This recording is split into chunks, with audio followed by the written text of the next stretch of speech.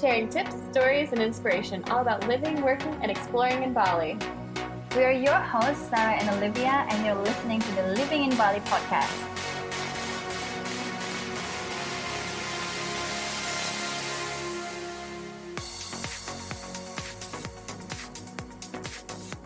Hi, welcome back to the Living in Bali podcast. This is Olivia, your host, recording still from my house in Buenos Aires, Argentina. We have invited the guests that we interview here on our 8th episode, where we discuss about orphans in Bali. If you have listened to our previous episode, you might still recognize him, Rodney Westerlaken. In this episode, you will learn about why he changed his foundation name from Soul Surf Bali to Westerlaken Foundation, his experience in supporting local Balinese during pandemic, and how you can identify the right organizations to donate if you're planning to help out people in Bali during this difficult time. Don't forget to check our website, livinginbalipodcast.com, as we put lots of links and necessary information for you to get in touch with Rodney and also how you can contribute to the good causes in Bali. If you're listening to this, give us a favor, leave us a rating on iTunes, a review, and tag us on Instagram at Living in Bali Podcast. Enjoy the show. Hi guys, this is Olivia. Welcome back to the Living in Bali Podcast. This episode, we are inviting Rodney Westerlaken, the founder of Westerlaken Foundation, to join us again. Westerlaken Foundation is a non-profit organization founded in 2018 as a follow-up of Foundation's Soul Surf Project Bali. They are focusing on various issues, including human and children rights, coastal and marine environment, cultural heritage management, and emergency relief. Rodney is an academic, researcher, marketer, and philanthropist. We interview Rodney on our 8th episode, so go check it out if you haven't. Hey, Rodney. How's it going? Hi, good. How are you guys? Doing good. We're surviving. So it's really great to talk with you again, and I'm really excited to get an update on Bali, what you've been up to. I'm sure many people are wondering how things are going over there and what Bali life is like right now after the pandemic or during the pandemic still. So tell us a little bit about it. Okay. Bali life, it's quite different than the vibrant Bali that everybody is used to. It's quiet, even though things are starting up slowly again, which also scares a lot of people.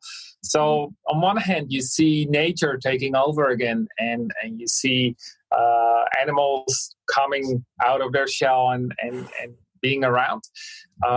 You see the skies are so clear because no air traffic or almost almost no air traffic for the past 2 months. From the back of my house, I can see Gunung Agung, and I didn't see that for 11 years or something. Amazing views. It's easy to breathe, which is a nice thing. But on the other hand, the streets are empty. There are no tourists arriving due to visa regulations. You feel the desperation building up. Bali is so depending on tourism, and no tourists are here.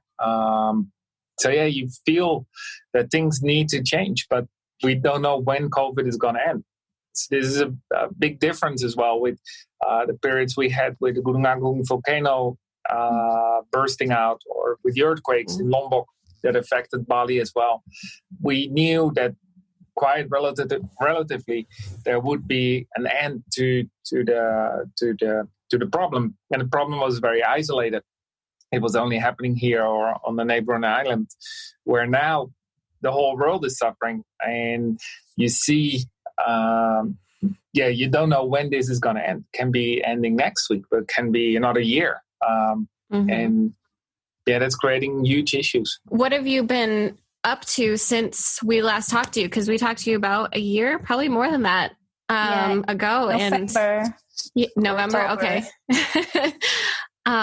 So I'm sure, I know you're up to something completely different now, or not completely different, but a little bit different now.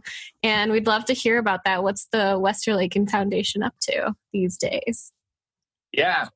Well, indeed, I think at the time when we still spoke, foundation Soul Surf Project Bali was still running. And some of the objectives of Soul Surf Project Bali we took into the new foundation. But we felt after 10, 11 years, it was time for change as well. We had a program focusing on underprivileged children to give them sports and environmental education, a program that was combining that. And we saw as well that Bali was developing less and less underprivileged children, but also a lot of children that ended up in children's homes that were not supposed to be living in children's homes. And actually, that's where my PhD also was about, which I graduated from 2 months ago, focusing on why are those children living in those children's homes while they still have parents. They still have a place to live at home. And even when it's a holiday, they go there and they go back home. What is going on? It's quite a big story. Perhaps we should do another podcast about that. But definitely, the realization of what was going on made that we wanted to slowly stop with a program that we were running, focusing on those children, especially in children's homes. And actually, if you look at the Indonesian law on child protection, which is better than the UN Convention of the Rights of the Child, you see that actually children's homes as they are right now should not even exist. A little bit fast forward, we took the environmental program, so the ambulance that we run for stranded dolphins, whales, sea turtles, we took that to the new foundation. And with the old foundation, we did some emergency aid already after Lombok, the earthquakes. And we took that to the new foundation as well. And we took some new objectives there as well. And we work more project-wise now, so we see things coming up and we are catching on to it. So sometimes there is a month we don't have no activities at all, where the month after there are a lot of activities. And well, like a dolphin or a whale stranding, you cannot plan it. They do it whenever they want or don't want. And so sometimes we're really busy. We have been cooperating, for example, as well with Rickelberry Dolphin Project and Jakarta Animal Aid Network to save 4 dolphins from a pool of a resort in Lovina, helping set up a dolphin sanctuary as well. So quite some time has been spent in that. And then COVID hit. And as one of our objectives is emergency relief, we decided to jump into that, cooperating with other organizations as well. But we are doing 200 to 300 handouts of food packages a week in a few areas around Denpasar and around Gianyar. And those food packages are one food package basically helps one family of 4. So let's say mom, dad, daughter, and son. With 4 meals. And one food package costs us around 50,000 rupiah. So that would be around $4, $5, something like that. And it's helping those families through these difficult times. As you see here in Bali, when you have a job and you have an income, the income is not just for you. You provide that income for your whole family. And that's not just you, your wife, and your kid, but also your parents and possibly your grandparents and an uncle that is unemployed. It's the whole family. You live with your whole family in one house. So once somebody loses his job because of the effects of COVID, then that doesn't affect that person only, but it affects the whole family. And as so many people are working in the hospitality and tourism industry here in Bali, and so many people are losing their job. You see families where 3-4 people are working in hospitality. They all lost their job. In here, the social system is not so good that there are these social programs from the government or something to provide an income when you lose your job. Government is doing whatever they can, but this country is, of course, so huge with 270 million people. It's impossible to have that kind of programs in place as well. So aid is given by the government for people that lost their job, but it's not sufficient. So that makes us stepping into that problem and helping as many people as we can. But I think it's also not about the population, because like compare US almost have the same amount of population to Indonesia, but they still give suffrage or like aid for people who lost jobs. It's just about the system and everything. And I'm interested in regarding the distributions. You mentioned, how do you make sure that the distribution goes into the right people? Because, for instance, I saw a lot of posts on Facebook that people need donation, but somehow misuse the donations or the money that they receive to for their own benefits. For instance, like how's the system? How do you check people if they deserve what the distributions are? Yeah, you mentioned a very big problem actually, and it's a problem. Currently, we are in the making of an association for NGOs to actually smoothen this kind of problems out, because we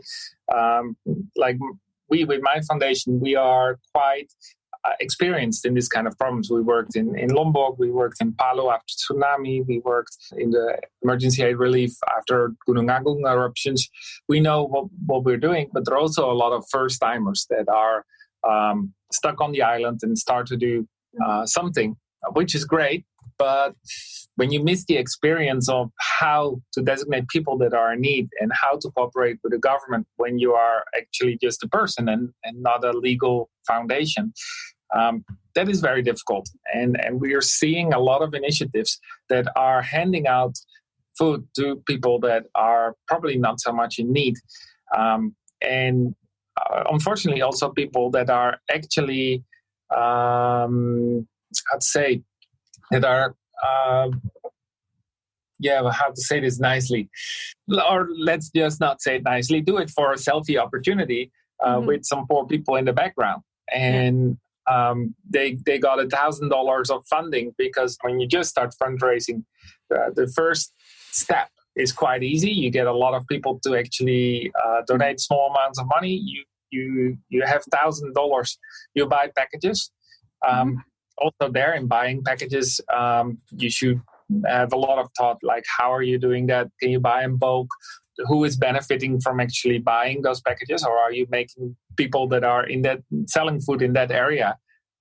You should make sure that they are not going bankrupt because you are handing out all the food, that kind of things. And what we see now a lot is that the $1,000 that they raise, these kind of groups, it's run out. They have their selfie moment already, and they created a need for people that are actually not so much in need yet, but are expecting to receive more aid because they have been designated by unexperienced groups as needing aid, and to recreate and to rehabilitate almost that feeling is very difficult.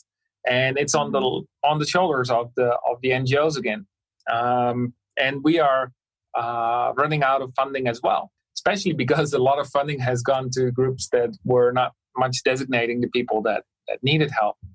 So what we do to make sure that those people need help, and we are giving it to the right ones, is work with two levels of government. So we work with the Kilian Banjars, which are the community heads.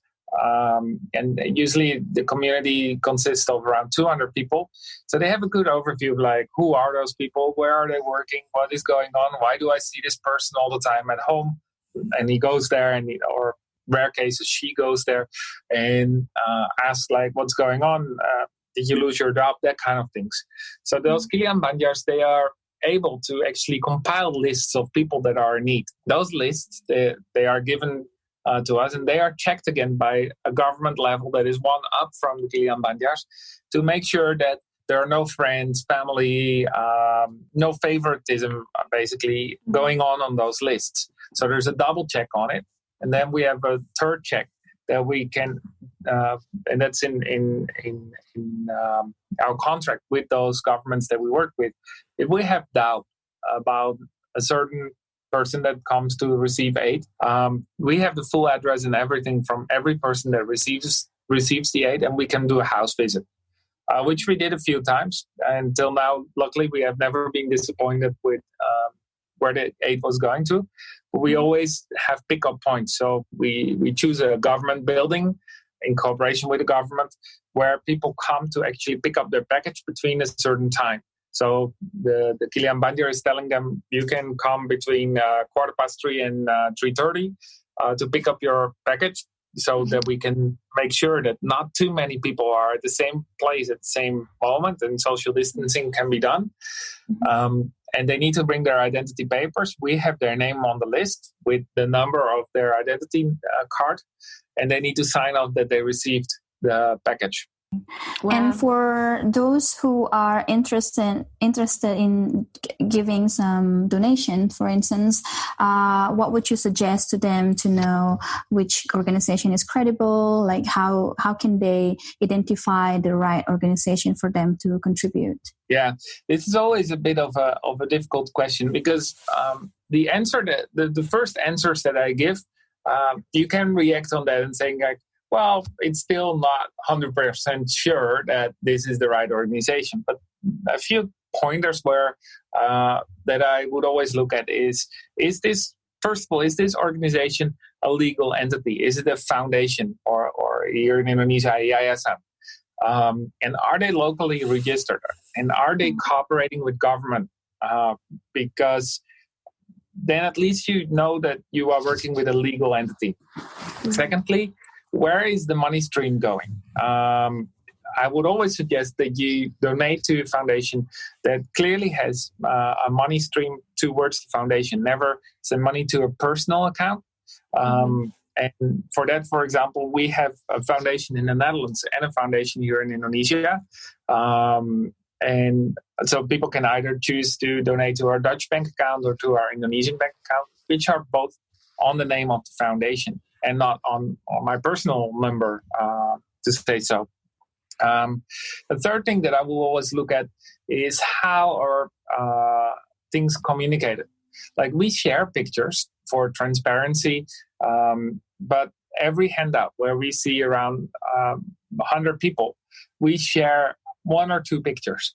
And we're not putting enormous amounts of pictures of everybody that received aid on our Facebook. Well, we actually don't have a Facebook, pure for the reason of that. But we have an Instagram page.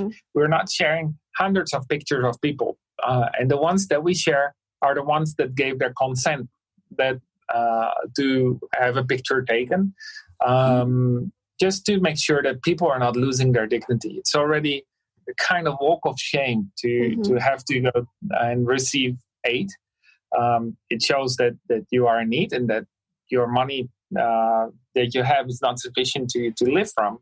So don't make it worse by sharing all those people on the internet. Yeah, that's a really good point. I know here where I'm at in Michigan, my hometown, we've been volunteering to help people who've been impacted here. And it's a similar thing where they're very careful to tell us, okay, if you're delivering meals, try to keep your phone away. Don't be taking pictures or selfies with them or anything, just to protect their dignity, because people, it's a proud moment that you're helping out with people, and you kind of you do want to legitimize what you're doing, and sometimes takes pictures so people can see, but sometimes it's just not the moment. And if the people are not open to that, then it's really important to recognize that and respect that. Yeah. So I love that you made that point. Yeah. And you will see it in Indonesia. People love to go on pictures, especially if you're a foreigner. But we always make sure that people are showing up with T-shirts with big holes in it and that kind of things, just because they don't have money to buy a better T-shirt, or this is what they have. So if such a person already wants to go on a picture, like he sees a phone and we have people saying, oh, picture. I'm sure you guys know how it feels. And take a close-up picture of his face. Don't show the poverty around this person, or show him holding the package that he's receiving, but in his hand. Try to, you don't have to show poverty. People get the message when you share 1 or 2 pictures. And those 3 things I would definitely look at, whichever organization you like to help. look where the money is going. Another thing, when you're a bit more informed about what things cost, look at what these organizations are offering.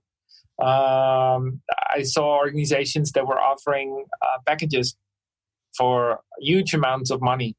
And then you see what's inside of the package, because funny enough, they give a whole list of what's inside of that package.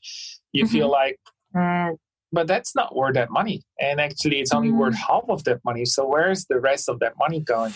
There are always overhead costs. And luckily enough, we, being a foundation, having regular sponsors, we are able to use money that is coming in on a monthly basis for the overhead costs, like petrol, driving there, for masks for ourselves, for gloves, that kind of. But being able, that money that is being donated for the care packages, to use that 100% for that, to be sure that somebody that donates €3, because a lot of our donations come from the Eurozone, as I'm from there myself.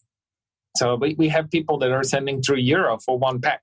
And I don't want that €3 is used in petrol or in gloves or that kind of things. I want, when you donate €3, that you helped one family of four with 4 meals. Speaking about funding that you just explained, I'm curious to know, with the new foundations form right now, how did you manage to make it sustainable? As in, like, where the fundings come from? Is it from individual sponsor, or do you also approach like big donors? Like, how do you make it sustainable for the future as well? Yeah, well, this is a big headache for I think every organization at the moment that is doing emergency aid. And if you look at the foundation, like 50% more or less from our funding came from surf lessons that we sold online, green surf lessons that, and we were working with several tour operators to organize that. And that would be more or less 50% of our total funding. Problem is, at this moment, no tourists are able to arrive, and most of those classes are all scheduled in July and August. So we get cancellation after cancellation after cancellation of those classes. So with that, we are kind of a victim of COVID ourselves as well, with 50% of our funding falling apart of a yearly funding. Luckily, we have our monthly donators that are helping out, and we can forecast a little bit of what's coming in based on that. Though, also having said that, some of them are in hard times as well. Some are small companies and need to close down, or so it's also hard. And then we do a lot of crowdfunding on GoFundMe and on a Dutch crowdfunding page, where I can easily use my own families and network in the Netherlands to fundraise.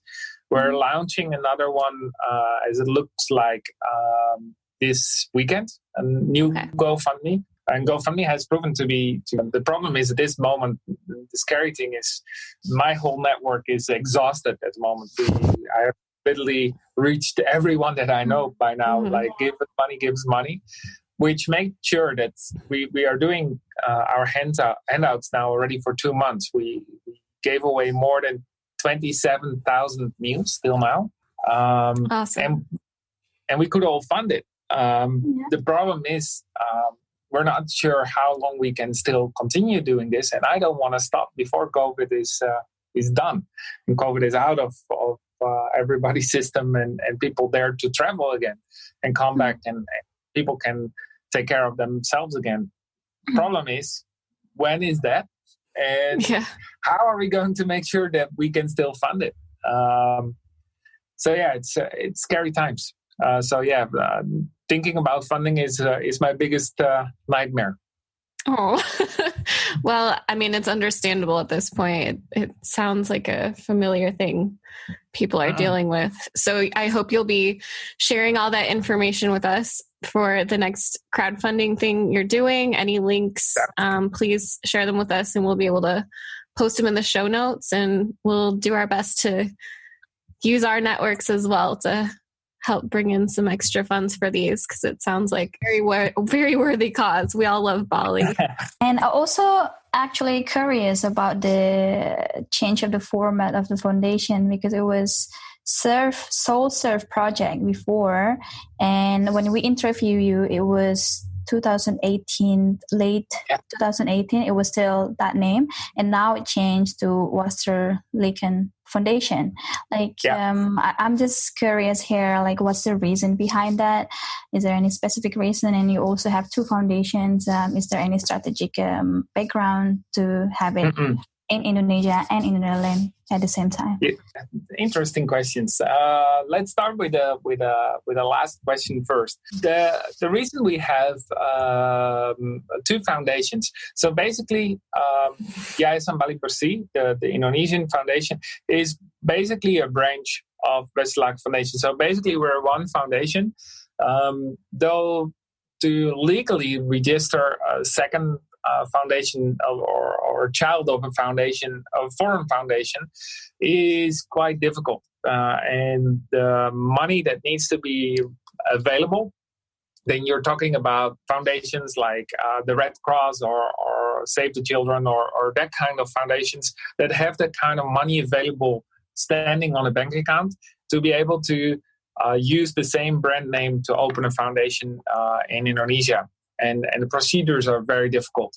So we chose to open a foundation basically operating solely for the cause of Westerlaken Foundation. But only the name is different just out of legal reasons. But Yayasan Bali Bersih is exactly the same thing as Westerlaken Foundation. Funny thing is, if you go to the Instagram, we have the Instagram Westerlaken Foundation and the one on Yayasan Bali Bersih, you will see exactly the same pictures. So basically to designate Westerlaken Foundation is basically doing the most issues around funding and around the ideas behind the foundation, where Yayasan Bali Bersih is actually the legal part that is executing the program. Because as a foreign foundation, as Westerlaken Foundation, we don't have any right to come into Indonesia and say, oh, we're going to do this, we're going to do that, because we don't have any legal base there. So that's why there is two foundations, but basically it's just one. The change from that's it. One foundation to the other. But I think he addressed that earlier. Yeah. During my PhD research, which is a 5 years process, I came to know more and more of the truth behind those children's homes that were a very important factor in Soul Surf Project Bali, because it was our way of reaching out to underprivileged kids. Starting to know that many of those kids actually come from middle-class families, are being sent there for the sole reason of education. They still have parents. Those are not the kids like that you imagine when you see the musical Annie. It's not that kind of kids. And slowly, when my PhD was progressing, felt more and more distant from actually the objective we had with Soul Surf Project Bali to be there for underprivileged kids. Even though those kids were in need, they were actually not underprivileged. And that didn't mean that the program didn't have any effect, because at the end, actually, the program was designed for any kind of kid, and not only for underprivileged, but we chose them as a target group. And as the foundation was getting more and more wider, and actually more and more covering things that I wanted to do here, in Indonesia, visions and thoughts that I had. So also the ambulance for stranded marine mammals or sea turtles. Also issues around cultural heritage management, where the Dutch have done crazy things in the past, and to see how we can help to retrieve items back from the Netherlands. We have been returning a few items last year. And even a few weeks ago, we returned a few items that were stolen by the Dutch. Saw the news. Yeah, great. Actually, I started to realize that the foundation was really running around things like that came out of my mind, things that I wanted to work on. And then the name Soul Surf Project Bali was not a name that was covering what the foundation actually was doing. So we have been brainstorming about that. We also wanted to have a proper ending for the project we were running with Soul Surf Project Bali. And to change the name of the foundation in the Netherlands is quite difficult. And at the end, the costs were the same as just starting up a new foundation. And so I decided to do that, just start over again and continue with programs that we already did, a part of the programs, but also saying goodbye to some of the programs that we did. And that's where the name Westerlaken Foundation comes from, because that's basically my family name. Mm-hmm.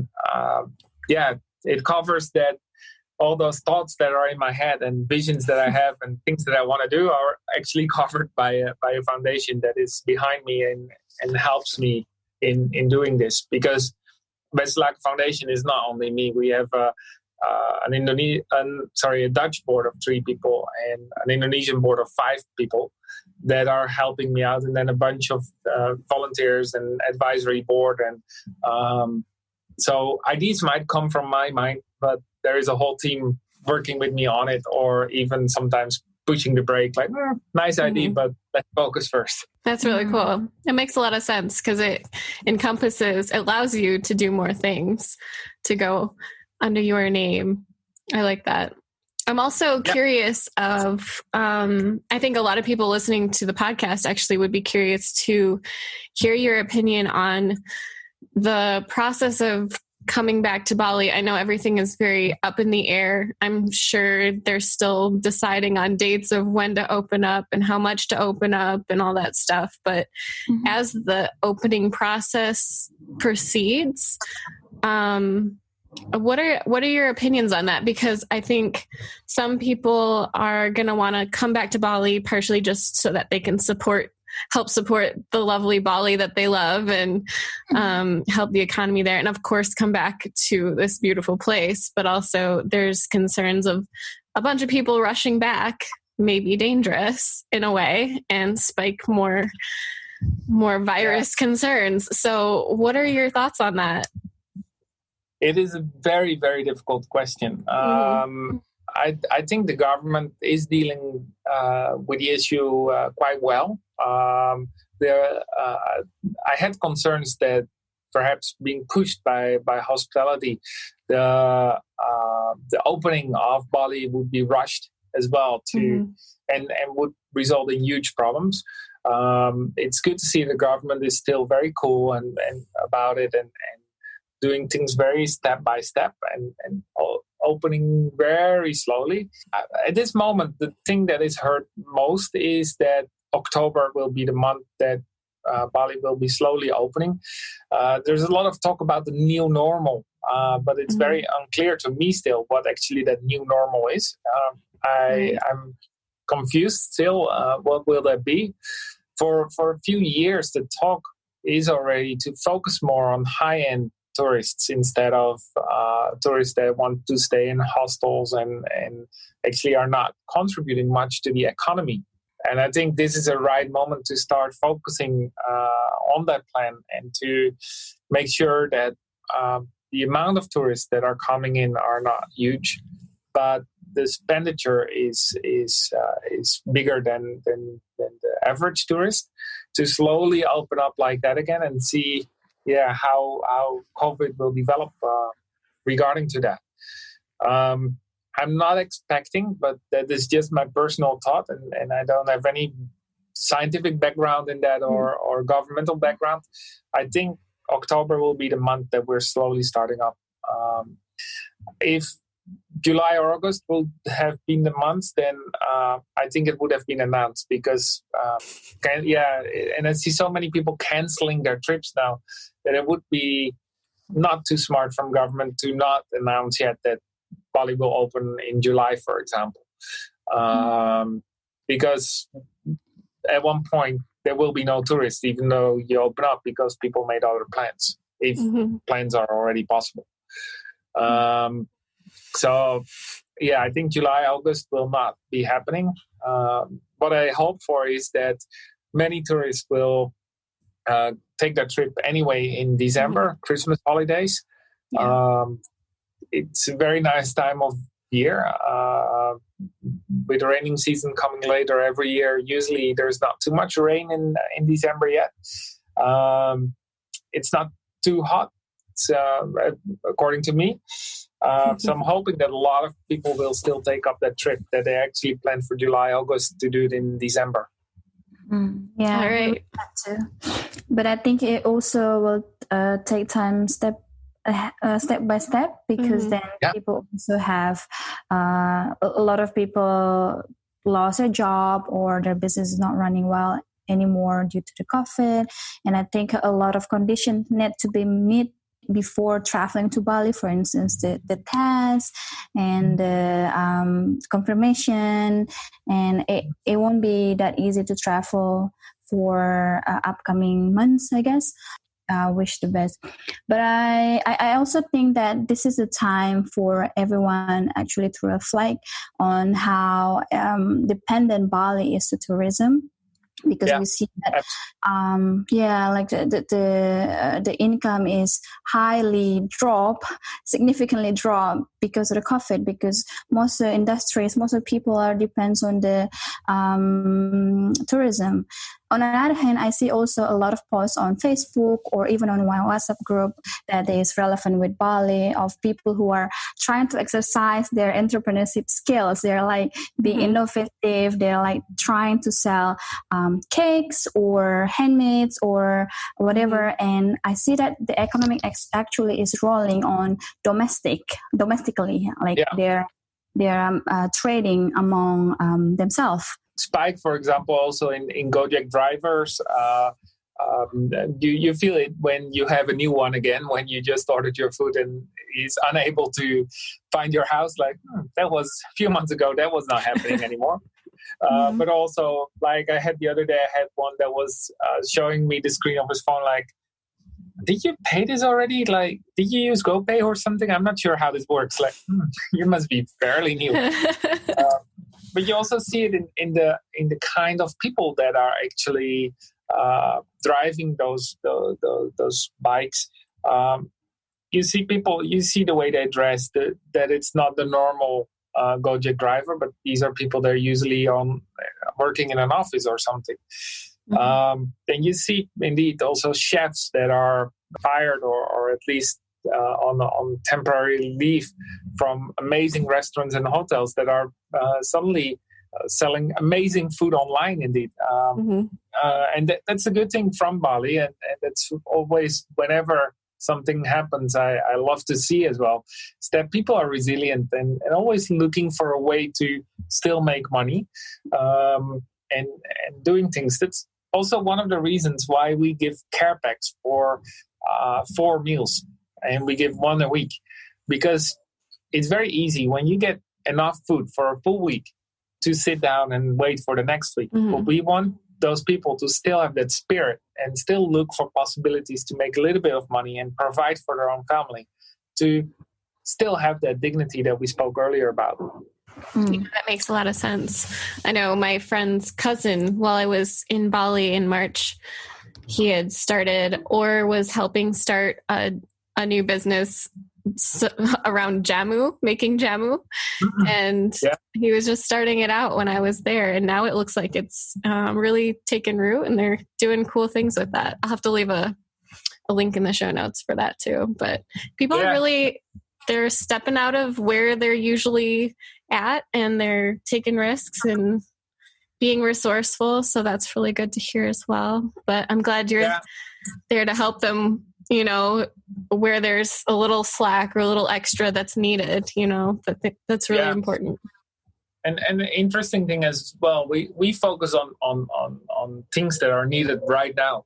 In other foundations that we also cooperate with, for example, social impact. But there's also an initiative called Tanam Saja, that are focusing, and they're starting now as well, which is the good thing, on a little bit longer stretch. So social impact, we will next week in one of the villages where we work, we will provide 21 water filters with them. So actually, those people are just drinking water from the river, which is not a smart idea, because to save money, to not have to buy water gallons. And these water filters actually filter the water in 3 hours and to drinkable water. And that means that the water from the river, you don't have to put it on the stove and cook it. But you save the money of the gas as well, because people are simply not doing it because there is no money or not even gas. And Tanam Sadhya is an organization that is distributing seedlings. So a lot of people still have a little piece of land, and like the most common vegetables are being distributed as little seedlings, and people are growing these kind of vegetables to also have a little bit of vegetables in their own garden that they can harvest at times of need.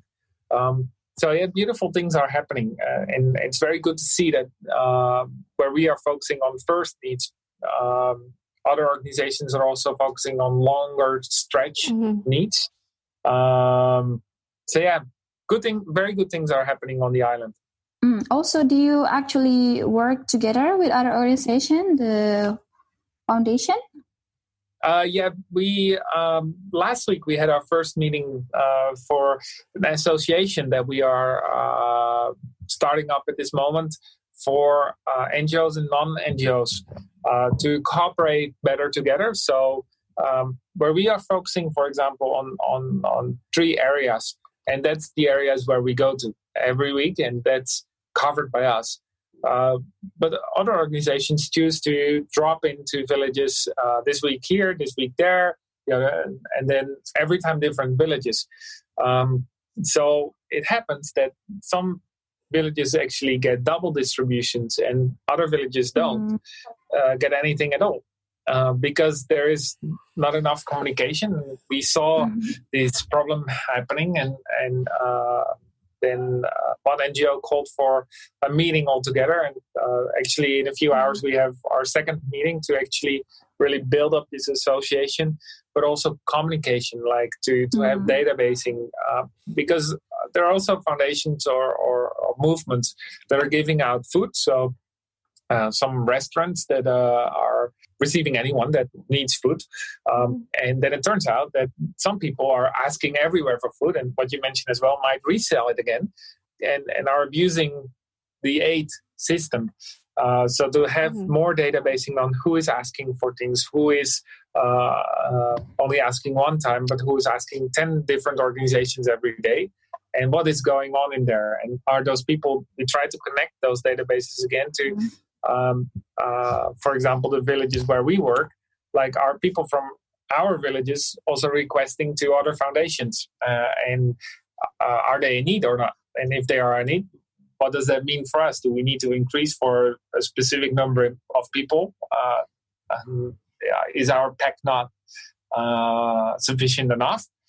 Or is there abuse going on? So yeah, we work together at this moment. 20 other movements and foundations, I think, are included in this movement, in this association, and we're hoping to grow that. I really like it. I always think that collaboration will always bring better result rather than do it alone. So let's conclude our interview for today. We'll ask the questions. We're not going to ask you what's your favorite place in Bali, because we already asked that. We're going to ask you... the problem is with answering that question, I have so many favorite places, and living here for such a long time, so many places with memories, and it really depends on what to do or what the objective is to go to such a place. There are amazing restaurants, for example, that I really love to go to. But perhaps my favorite place in Bali is just home.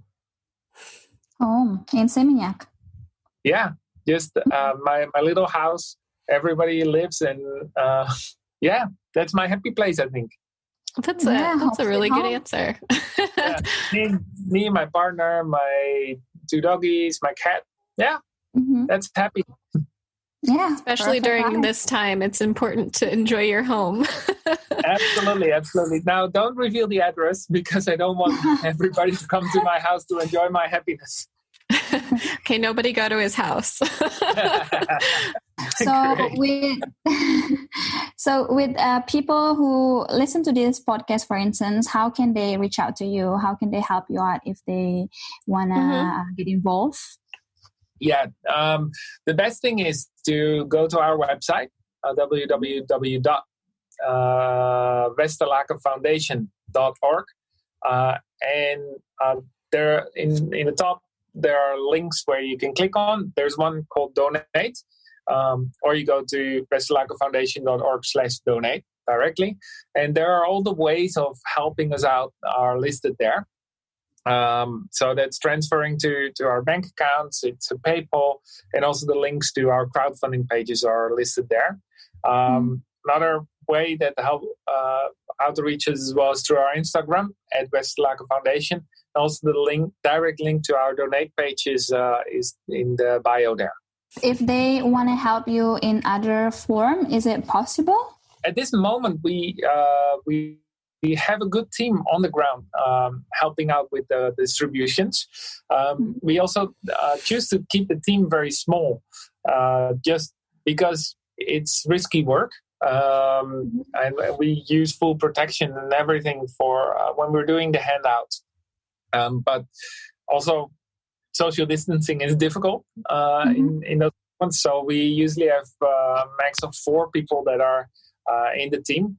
At this moment, quite a number of people want to help out with handing out. So I think we're fine at the moment. But if somebody has a good idea or how to help in different ways, just contact us, and we're always very open for ideas or ways to make our program better. Awesome. Great. Well, thank you for joining us again. It's been wonderful catching up. I hope to see you in Bali when everything's settled. And just see directly what the foundation is doing. Will be great. Absolutely. Please come, and I will be happy to have a cup of coffee with you guys again. And see our work. Please do. Awesome. Looking forward to it. Yeah. Thanks, everyone. Bye. Thank you so much. Bye, Rodney. Bye-bye. We really hope you found some inspiration, learned something new, or at least had a laugh. If you enjoyed the Living in Bali podcast, please leave us a rating and review on iTunes so other people can find us. Thank you so much for listening to our show. Till next time.